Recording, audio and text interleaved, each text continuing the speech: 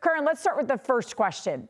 I asked it off the top of my monologue, is Jacksonville even an attractive situation for Josh McDaniels? I think for a number of reasons it is, Trenny. Your point is good, but I think, for instance, you have an opportunity to, you have an open opportunity to improve on a disaster. So expectations might be kind of low. Additionally, it's a smaller fan base. There's going to be blowback wherever Josh goes, which I'm sure we'll get into because of what happened in Indianapolis.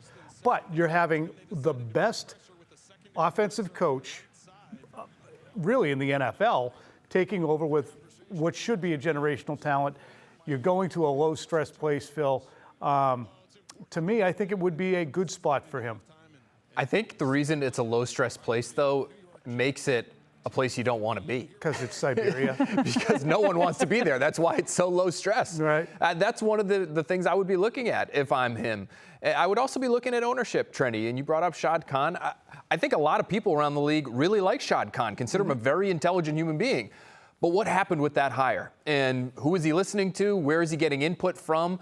That would concern me. Just the state of the franchise in general. I mean, it wasn't all that long ago. There were rumblings about Jacksonville maybe being the team that moves across the Atlantic to London. Now, that may be a reason to go if you're Josh McDaniels, but it reeks of uncertainty to me. And even though the quarterback is great there, I'm not sure it's the perfect landing spot. And I think that's what Josh McDaniels should be looking for. So go ahead. So there's aspects to it too, Trenny, that are interesting. When we talk about that $4 million salary, that's probably the highest salary for any coordinator on either side of the ball. Don't know that specifically, but damn close to it.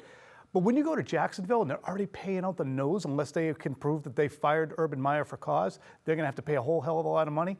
Will they be a $10 million opportunity for Josh McDaniels, which, to my mind, he should be asking for? Yeah, I would almost wonder, though, can they not afford to offer that kind of money to the best coach after the dumpster fire that they just were? It's such a tiny market. There is points that there are plenty of franchises out there who aren't crying poor mouth when they cry poor mouth. They really don't have the money to do stuff. Phil, you mentioned Trevor Lawrence and that maybe not being enough to get Josh McDaniels there. But would that be one of the best situations for him to have a young quarterback who clearly has a ton of talent? Some people still think he was very worthy of the #1 overall pick and be able to mold him into what he could be. Oh, there's no doubt. I mean, I think when you're talking about just the on-field product, there is arguably no young quarterback you'd rather be starting with. I think you could certainly make that case, and I think there are a lot of people around the league who would make that case. To me, though, when you're deciding about your future and you're deciding about being the face of a franchise, the CEO of a franchise as its head coach, it has to go well beyond that. Because what if Trevor Lawrence goes out and breaks his ankle tomorrow?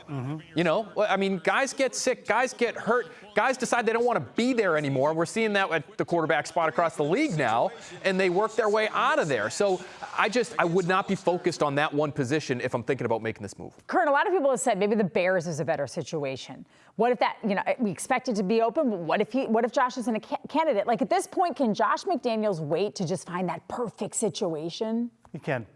I mean, he can because he's 46. And I termed it bouncing up and down on the diving board for going on 10 years.